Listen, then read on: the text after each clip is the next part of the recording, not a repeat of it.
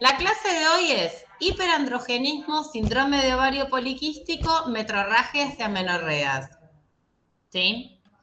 Los objetivos de esta clase es que ustedes puedan reconocer las formas de presentación, interpretar los hallazgos del examen físico, conocer opciones terapéuticas y comprender la importancia de la dieta y la actividad física para comprender las aplicaciones.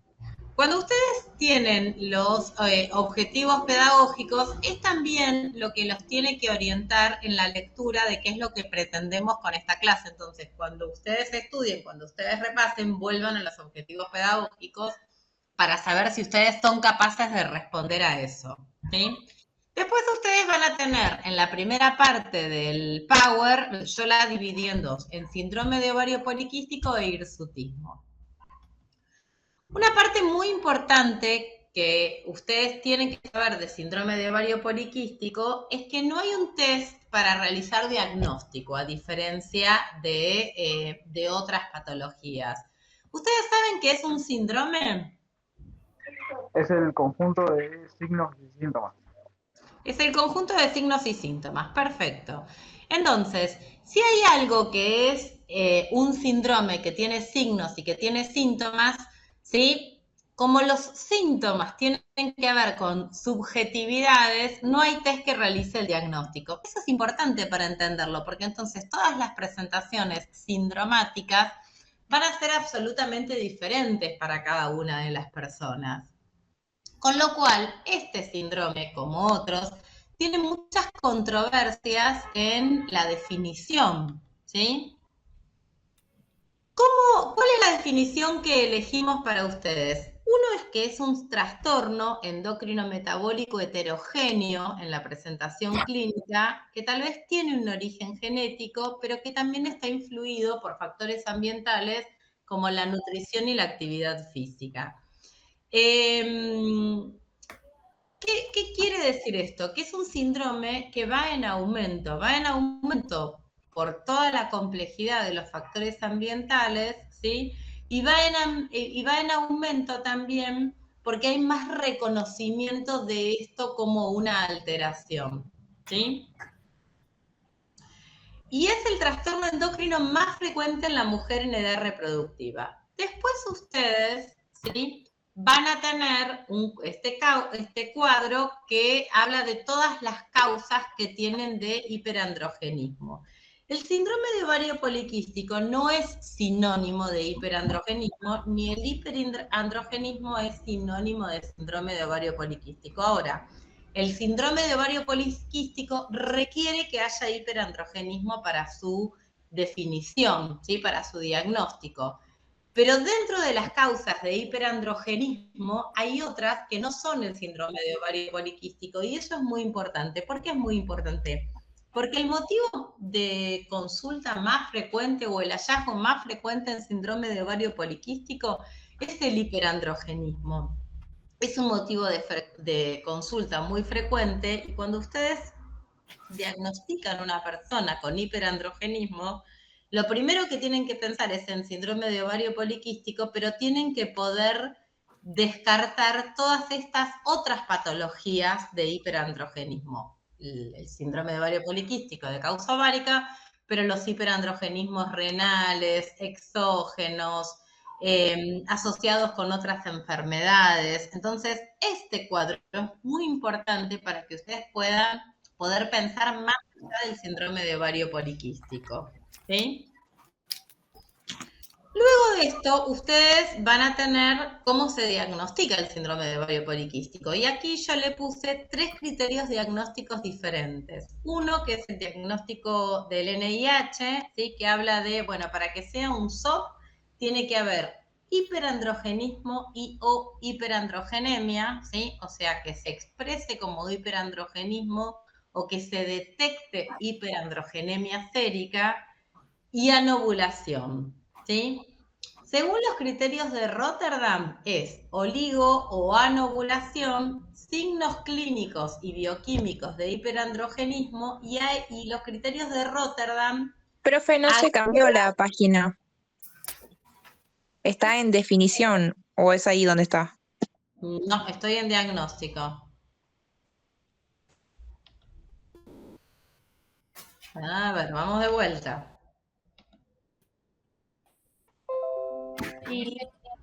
Entonces, ¿la anterior no la vieron? ¿Esta? ¿El cuadro? No. No. Bueno, vuelvo con esto. Para que, a ver, yo no les voy a explicar todo el Power. Quiero mostrarles qué es lo que quiero que ustedes lean con más atención del Power, ¿sí?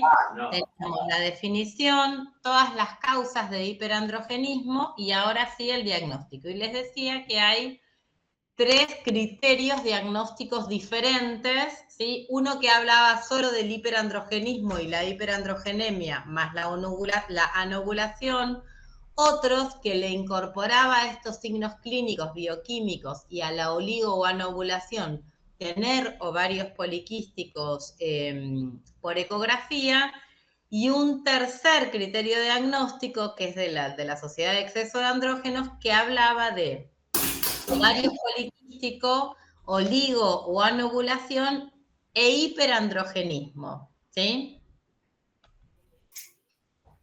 Después, ustedes van a tener todo lo que tiene que ver con las manifestaciones clínicas de la anovulación y del hiperandrogenismo. Y eso es fácil para pensar. Si una persona tiene anovulación, va a tener oligo o amenorrea, va a tener un sangrado uterino disfuncional y va a tener infertilidad, ¿sí?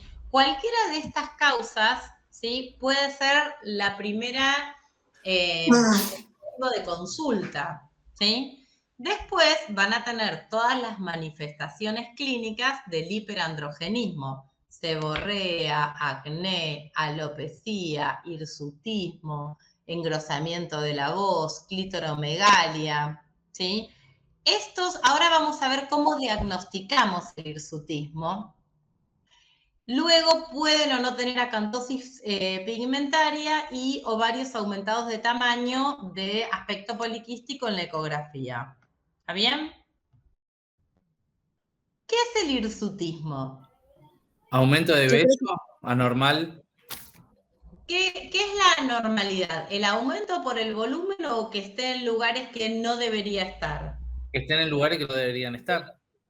Exactamente. Eso es muy importante porque no es que un exceso de vello es la definición de hirsutismo, ¿sí? Para poder ser considerado hirsutismo tiene que haber un exceso de vello, pero que tenga un patrón masculino, o sea, en la zona de la barba, en la zona del bigote, ¿sí? La axila, el vello pubiano, los brazos, son lugares donde normalmente o donde no hay un patrón masculino de aparición de vello. La producción excesiva, de ahí vemos, ustedes tienen algunas fotos y ahora vamos a ver un cuadro de cómo se define, cómo poder objetivarlo en cuanto a la aparición y los lugares de aparición. Ahora lo vemos eso. Es muy importante diferenciar entonces el hirsutismo de la hipertricosis. ¿Qué quiere decir? Que hay hipertricosis, o sea que puede haber mucho vello, pero en zonas donde normalmente está en muy pequeña cantidad o no existe, y que no esté asociado a un exceso de andrógeno, ¿sí? Mucho vello en las piernas, mucho vello en el pelo, mucho vello en el pubis, ¿sí? Pero esos son los lugares donde habitualmente hay vello corporal. En cambio, el hirsutismo es en zonas que son andrógenos dependientes: las patillas, la barbilla, el cuello, la areola mamaria, ¿sí?, el tórax, la región periumbilical, la espalda. Hay un score para poder diferenciar los distintos grados de hirsutismo, ¿sí? Que lo que hace este score, el score de Ferriman, es que divide a la superficie corporal en distintas regiones y se le asigna un puntaje en función de la severidad del crecimiento, ¿sí? Entonces, se le asigna un valor, ahora lo vamos a ver en el siguiente cuadro, la densidad del pelo terminal, y si es menor a 8, es no patológico; si es de 8 a 11 es un hirsutismo leve, de 12 a 19 un hirsutismo moderado y más de 20 grave, ¿sí? Y entonces ahí ustedes ven en ese cuadrito, en esa figura, cuántos puntos se le asigna de acuerdo al vello que está. Nadie les va a tomar la escala, pero es importante que ustedes puedan ver la severidad porque muchas veces tiene mucha subjetividad en relación a la molestia que puede dar el exceso de vello corporal. Y es muy importante poder diferenciar si esto es una hipertricosis o esto es un hirsutismo. Incluso no solo por lo que vamos a pensar, ¿sí?, lo que vamos a buscar, sino por el tratamiento que le vamos a dar. Si es andrógeno dependiente, incluso por más que busquemos técnicas, no sé, de depilación por láser, no va a dar resultados, ¿sí?, porque sigue habiendo un exceso de andrógenos que sigue produciendo el vello. ¿Está bien? La hiperandrogenemia, que era uno de los criterios diagnósticos, se detecta por laboratorio con dos cuentas, que es la testosterona libre y el índice de andrógenos libres. Voy rápido con esto. No quiere decir que no sea importante. Son las cosas que ustedes tienen escritas y que yo quiero que ustedes lean en el manual, que es lo que ahora quiero que vayamos a recorrer. El tercer criterio diagnóstico es tener poliquistosis ovárica en la ecografía ginecológica. Una cosa muy importante para poder tener una ecografía ginecológica es que hay que hacerlo en la fase folicular temprana, ¿sí? ¿Por qué? Porque si yo lo hago en una fase folicular tardía, puedo confundirme en que haya muchos folículos con que haya muchos quistes, ¿sí? Y hay criterios ecográficos, que ahí los tiene, según el consenso de Rotterdam, para que el médico de diagnóstico por imágenes nos informe que es una poliquistosis ovárica.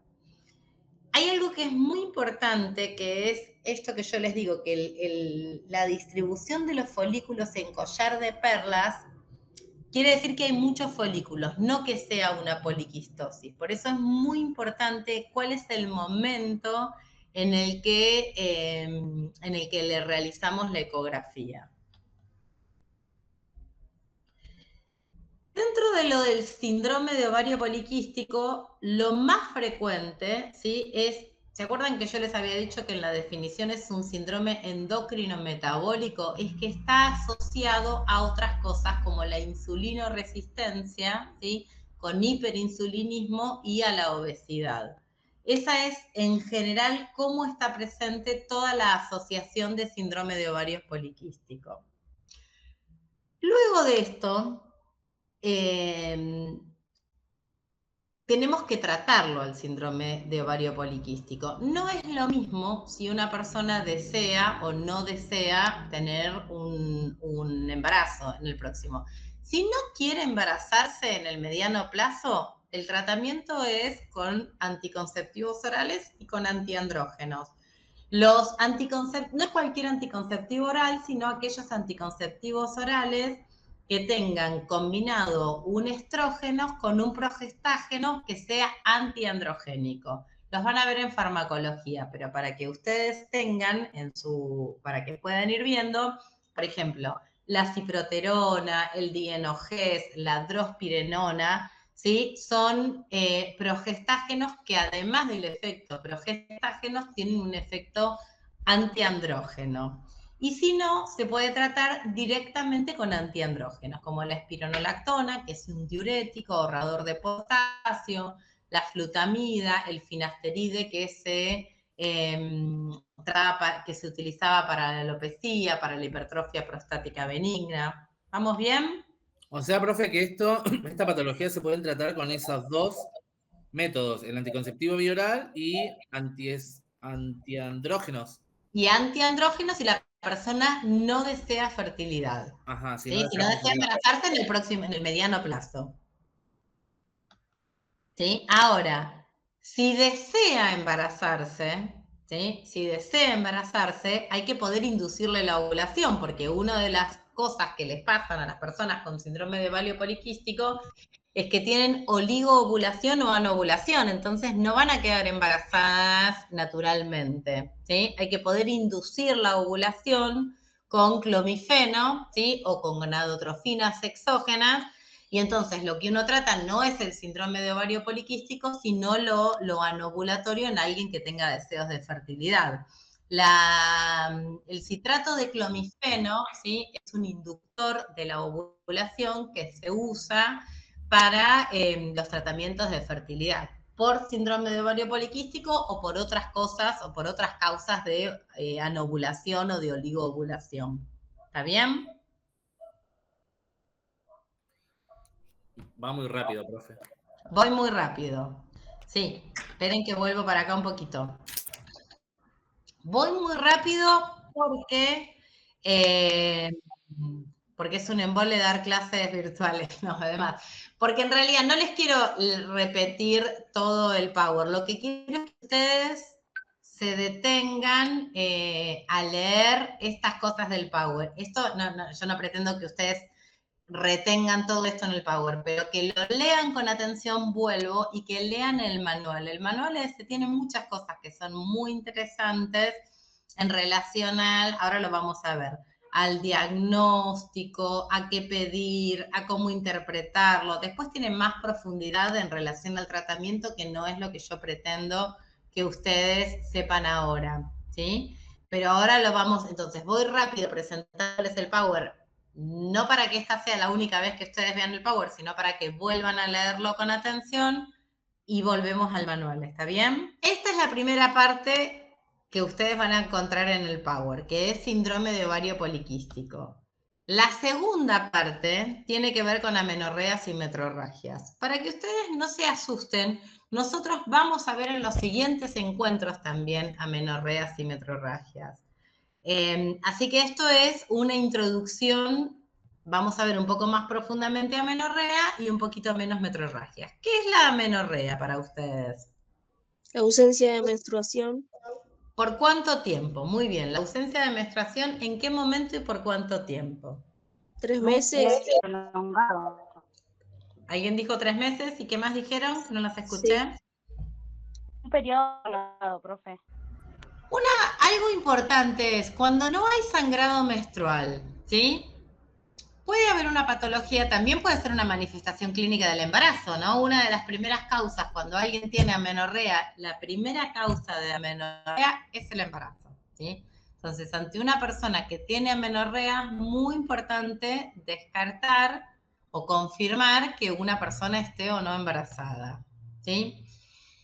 Y ustedes dijeron esto, hay 2 tipos de amenorrea, la amenorrea primaria y la amenorrea secundaria. La que ustedes hablaron de, bueno, la ausencia de menstruaciones durante 3 meses o durante 6 meses, es en personas que hayan tenido alguna menstruación alguna vez, ¿sí? Y entonces la amenorrea secundaria, que es la más frecuente, es la ausencia de menstruaciones durante 3 meses en personas que tienen ciclos menstruales regulares o durante más de 6 meses en personas que tienen menstruaciones irregulares. Esa es la amenorrea secundaria, que es la más frecuente. La amenorrea primaria, ¿sí?, es cuando no hubo menstruación, o sea, es la falta de menstruación a los 15 años en pacientes que tengan un crecimiento normal y que tengan características sexuales secundarias, ¿sí? Sin embargo, si no hay menarca y no hay algo de desarrollo mamario, o sea, y no hay características sexuales secundarias a los 13 años, también se debe evaluar como amenorrea primaria. ¿Se entiende esto? Si alguien viene, por ejemplo, cuando ustedes vieron desarrollo sexual, ustedes vieron que la menarca, ¿se acuerdan cuando vimos, bueno, en qué momento se daba de la telarca, de la pubarca, ¿sí? De todo el desarrollo de los estadios de Tanner, ¿se acuerdan? Que lo vimos en la primera parte, que dijimos, bueno, la menarca no se produce en el Tanner 1, o sea, no, la menarca no se produce cuando no hay todavía vello pubiano en general o cuando no hay separación del pezón de la areola primaria.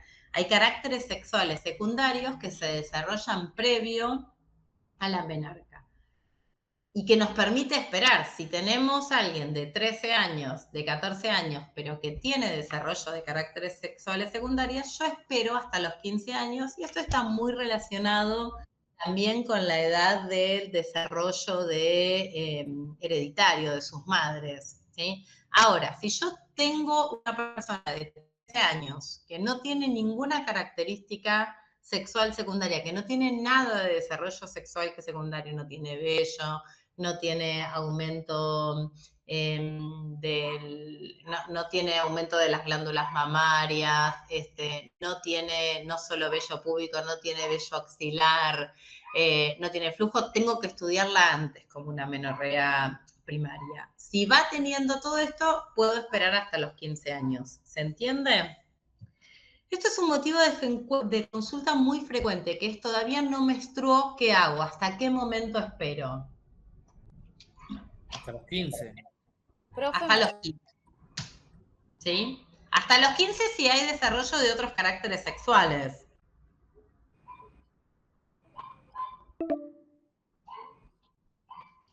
Algo muy importante es que ustedes recuerden, ¿sí?, que la fase ovulatoria, esto ustedes ya lo vieron un montón, cómo es el ciclo de las hormonas hipofisarias, ¿sí?, cómo hay un pico de LH que se necesita para producir la maduración del folículo y la ovulación, y que esto coincide, es lo que estamos viendo acá, coincide con el pico estrogénico, coincide con el momento en que el ciclo endometrial engrosa el endometrio, ¿sí?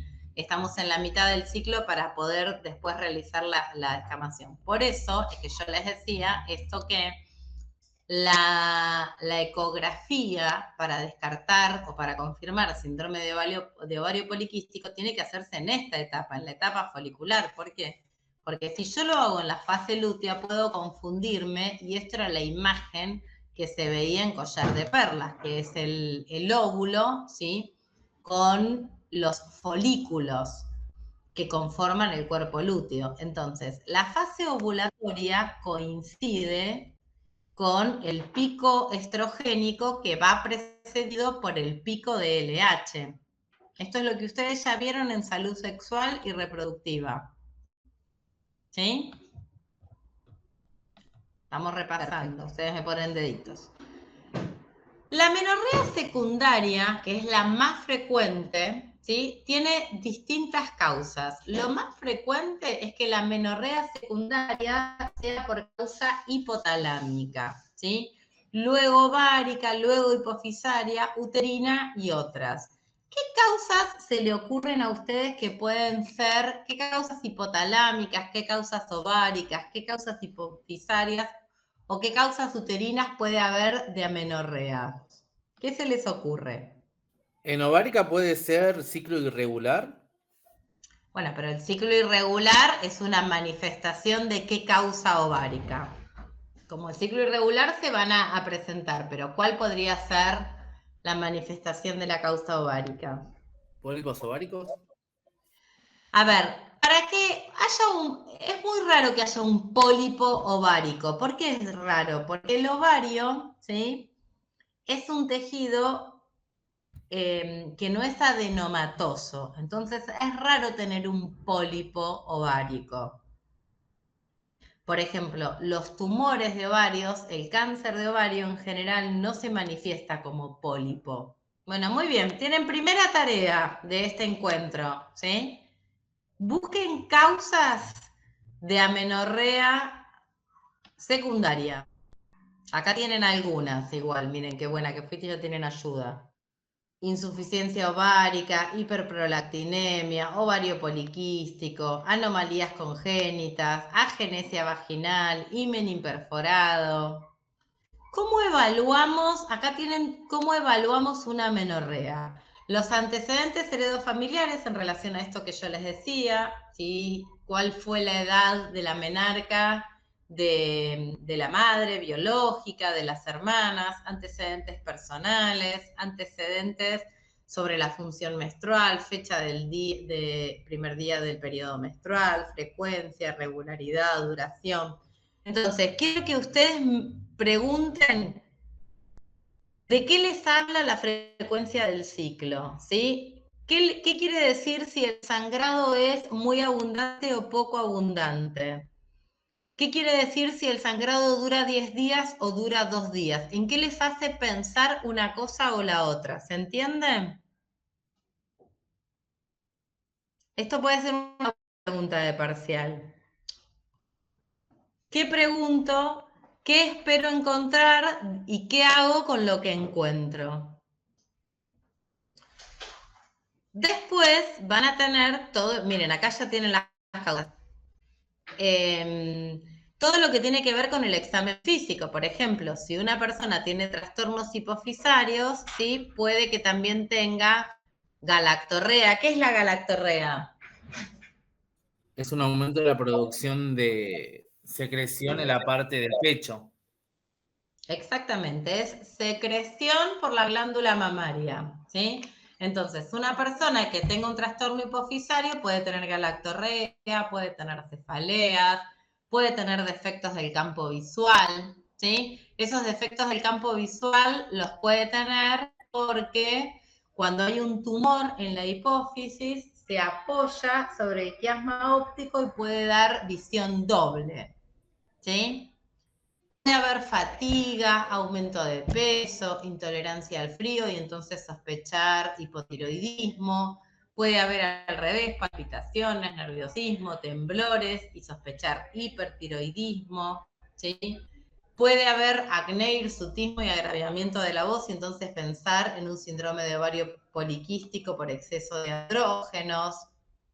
Puedo sospechar en que haya una insuficiencia ovárica si además de la menorrea hay sofoco, sequedad vaginal, alteraciones del sueño, o sea, signos como de menopausia en personas que no están todavía en edad menopáusica, ¿sí? Entonces los paso porque los lean. La otra cosa que yo voy a tener que hacer es poder hacer una evaluación, por ejemplo, poder identificar el tamaño del útero, para descartar un embarazo, ver si puedo o no palpar los ovarios, evaluar el clítoris para ver si hay clítoromegalia, que era uno de los signos que podía encontrar en el hiperandrogenismo, hacer la revisación para ver si hay hirsutismo o hipertricosis. Y después se van a encontrar con algo que es muy importante que ustedes estudien y que analicen, ¿sí? Que es cómo se evalúa la menorrea primaria y la menorrea secundaria, ¿sí? Esto es muy importante, este cuadro. Por ejemplo, si ¿se acuerdan esto que yo les dije? Bueno, es lo mismo que tenga o no caracteres sexuales secundarias presentes. Si no tiene, yo voy a medir directamente la hormona folículo estimulante, por eso que vimos en el ciclo. Si la hormona folículo estimulante, por ejemplo, es menor a 20, le voy a medir prolactina y a partir de ahí voy este cuadro y este otro cuadro, ¿sí? El estudio de amenorrea primaria y el estudio de amenorrea secundaria, yo quiero que ustedes lo lean bien y lo vamos a retomar en 15 días. Esto es algo que tenemos que saber sí o sí. ¿Qué hacemos con esto? O sea, ¿qué hacemos? ¿Cuándo evalúo el crecimiento? ¿Cuándo sospecho que tiene un síndrome de Tanner? ¿Cuándo necesito hacer una caracterización genética? El cuadro de la página 29 y el cuadro de la página 30 son fundamentales, ¿sí? Cuadro de la página 29 y cuadro de la página 30, que son largos, es sobre lo que vamos a volver. Y después tenemos todo el tratamiento, ¿sí? Que es lo que se llaman pruebas de provocación. No los voy a enloquecer ahora con esto. Primero necesito que ustedes sepan el cuadro. Una vez que nosotros evaluamos cuál es la causa, ¿sí? Cuando un paciente tiene amenorrea secundaria y tiene bien la prolactina y la FSH, la función tiroidea está normal, no hay virilización, se hace una prueba de provocación, se llama con progestágenos, para ver cómo están los estrógenos. ¿Qué quiere decir eso? Si los estrógenos están bien, cuando yo le doy a una persona progesteronas, se estimula el sangrado, se aparece la menstruación una vez que le suspendo el progestágeno. ¿Se entiende? O sea, ¿qué hago yo? Le doy progesterona, medroxiprogesterona, una vez al día durante 7 días y después de la última dosis espero 7 días y veo si se produce o no se produce un sangrado. Si hay sangrado, eso quiere decir que los estrógenos son suficientes y entonces que la amenorrea a lo mejor es por una disfunción del hipotálamo hipofisario. Y eso se corrige con anticonceptivos. Si no hay sangrado con la prueba de provocación con progestágenos solos, se hace lo que se llama una prueba de provocación con estrógenos y progesterona. ¿Sí? Y entonces se le da, yo ya sé que voy rápido, no se enloquezcan con esto, quiero explicárselos para que ustedes lo entiendan cuando lo lean, ¿sí? Tienen que poder leer mucho el cuadro 29, mucho el cuadro 30 para poder llegar a comprender de qué hablo con las pruebas de provocaciones. Después lo vamos a hacer con casos clínicos, no se asusten, ¿está bien? Profe, Sí. tengo una duda. Dale. ¿Viste cuando estás explicando las diferencias de las amenorreas primarias y secundarias?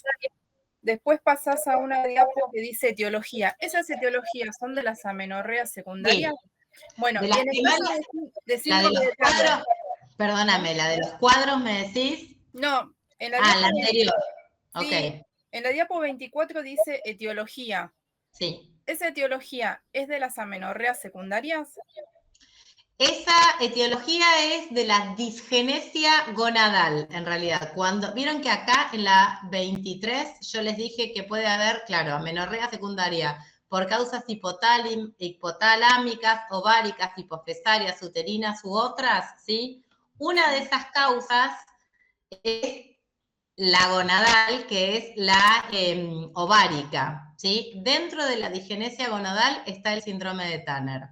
El síndrome de Turner puede o no cursar con amenorrea. Hay personas que tienen síndrome de Turner que igual menstruan. La diapo 29, 30 y 31, con mucha atención, que son las que vamos a retomar como casos clínicos.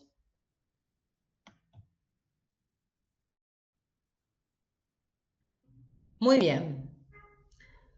Algunas cosas muy importantes con la amenorrea, ¿sí? Es que no hay un tratamiento único. Lo que vimos antes de las pruebas de deprivación con progesterona o la prueba de provocación con estrógenos o con progesterona son pruebas diagnósticas, no son pruebas terapéuticas. No es que yo todo el tiempo le voy a dar 7 días de progesterona para ver si menstrua, ¿sí? No voy a hacer eso. Eso solamente me sirve como complemento diagnóstico.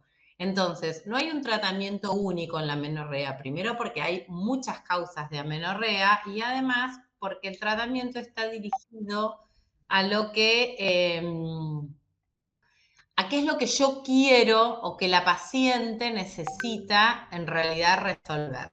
Por ejemplo, a veces las personas necesitan menstruar porque no menstruar les genera preocupaciones o les genera hinchazón o les genera dolor. A veces no genera nada. A veces, ¿sí? Hay algunas, por ejemplo, una causa de amenorrea primaria, ¿sí? Puede ser el himen imperforado, ¿sí? Si yo no tengo cómo hacer del lugar por donde salga, ¿sí? Y eso muchas veces la persona menstrua, pero esa menstruación no sale, entonces muchas veces ese himen imperforado se reabsorbe, pero lo que genera es dolor, ¿se entiende? Entonces muchas veces yo puedo hacer eso quirúrgicamente para que se provoque el sangrado menstrual y que no haya dolor, que sería una anomalía del tracto de salida genital, ¿sí? Ahora, la amenorrea puede ser una por anovulación puede ser una causa de infertilidad, entonces ahí lo que yo necesito es producir la ovulación. Hay algunas otras causas, por ejemplo, cuando hay un déficit ovárico, ¿sí? Que puede causar, por ejemplo, el déficit estrogénico puede causar osteoporosis temprano. Entonces, si cuando yo hago todas estas pruebas lo que me doy cuenta es que hay poco estrógeno, tengo que poder prevenir la deficiencia a largo plazo de estrógenos. Entonces, tengo que darle, por ejemplo, anticoncepción no para buscar el efecto anticonceptivo, sino para prevenir los efectos que tiene la deficiencia de estrógenos. Tener pocos estrógenos produce osteoporosis, produce trastornos cardiovasculares, produce atrofia vaginal y con ello síntomas urinarios. Es como si tuviera una menopausia muy temprana, ¿sí? Siempre con control. Después, por ejemplo, si esa amenorrea viene acompañada de un hiperandrogenismo, como vimos con lo del síndrome de ovario poliquístico, lo que puedo hacer es que tenga hirsutismo. Y entonces el hirsutismo no es solamente la manifestación por el vello, sino que los efectos de los andrógenos, por ejemplo, traen trastornos cardiovasculares tempranos o hipertensión. Esa es la razón por qué los varones cis tienen más riesgo cardiovascular a temprana edad que las mujeres cis, ¿sí? Porque los estrógenos son más cardioprotectores que los andrógenos. Por eso cuando vemos un factor de riesgo cardiovascular, es diferente la edad para los varones que para las mujeres. ¿Estamos bien? ¿Hasta acá?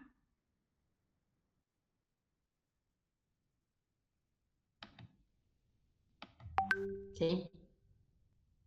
Una cosa muy importante que tiene esto, que es el hiperandrogenismo, es que nos permite pensar fisiológicamente, ¿sí? No es un síndrome que tenga únicamente una acepción, entonces nos permite entender si uno puede pensar y relacionar, bueno, ¿qué hace el exceso de andrógenos? ¿Sí? Lo puede pensar sin necesariamente saber todo sobre hiperandrogenismo y es poder pensar, bueno, ¿cuál es la epidemiología diferencial entre varones y mujeres? ¿A qué edad es más frecuente la patología cardiovascular?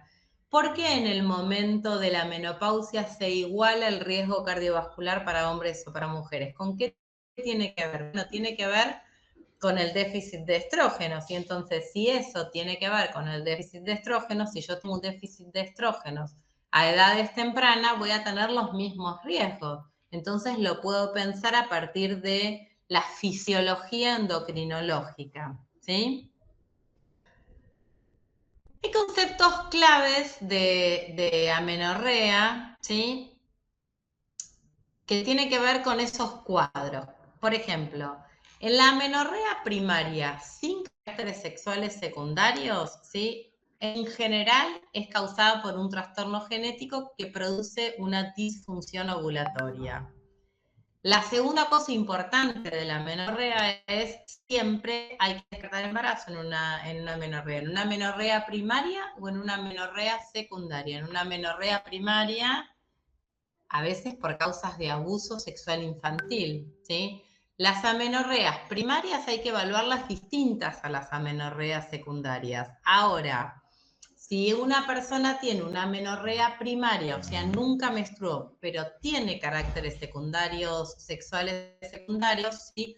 Lo más frecuente es que haya una obstrucción anatómica del tracto genital, o sea, que la menstruación, el sangrado se produce, pero no se ve. Y no se ve porque hay una atrofia vulvar, un himen imperforado, un útero doble, ¿sí?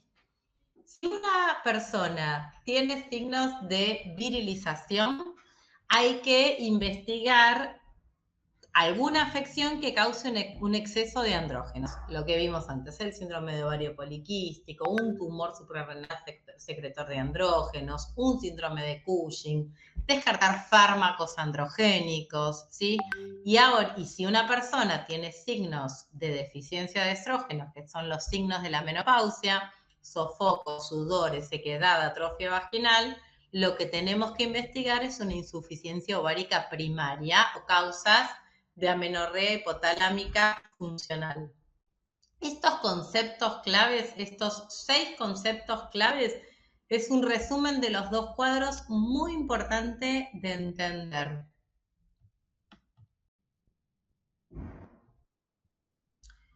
Y solo para iniciar, antes de pasar al libro que les quiero mostrar, ¿sí? Solo lean causas de metrorragia. Ustedes saben que la metrorragia es un sangrado que proviene del útero, pero que no es la menstruación.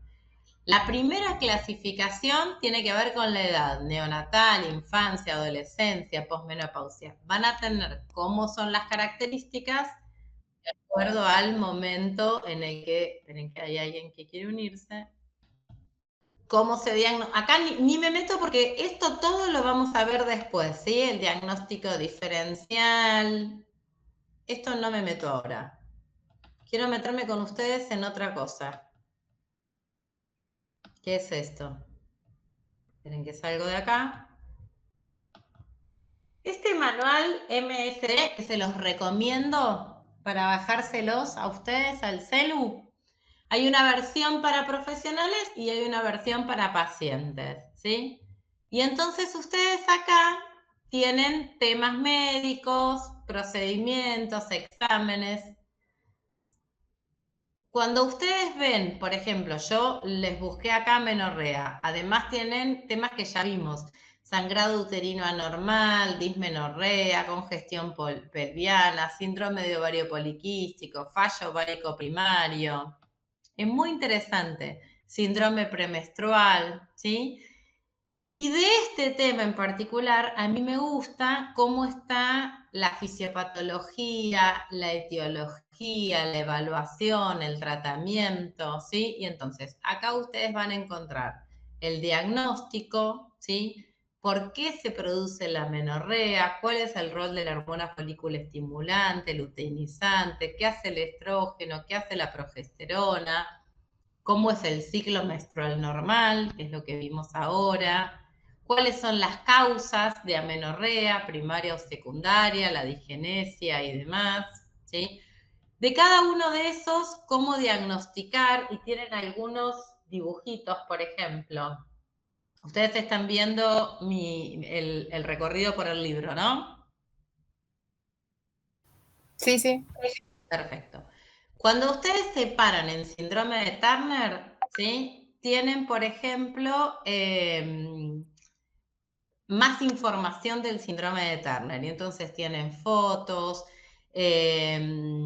cómo se produce el diagnóstico, cómo se confirma.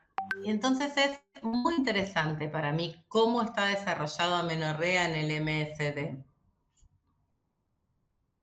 Bueno, amenorrea por las diferentes causas, ¿sí? Para cada una de ellas tienen bibliografía, eso es medio un embole porque está en inglés, tienen muchas tablas de las causas de disfunción ováricas, de las amenorreas primarias o secundarias, cómo evaluarlas, ¿sí? Qué preguntar, un poco lo mismo que habíamos visto recién. Dentro del examen físico, pueden irse entonces, cuando yo le hablaba de los estadios de Tanner, se pueden ir a maduración sexual, ¿sí? Y entonces se van al otro capítulo y ven cómo se diagnosticaba, ¿se acuerdan los estadios de Tanner 1, 2, 3, 4, 5 para varones, para mujeres? Cuándo se producía la pubarca, cuándo se producía la telarca. Esperen que me voy para atrás.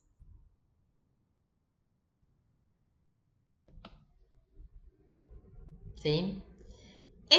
Ahí tienen los cuadros que yo les copié. Entonces, vuelvo aquí. Es muy interesante, es un manual que está lindo para temas complejos como estos, en cuanto a que no es tan fácil de una causa y una decadencia única, sino que son temas que se van entrelazando.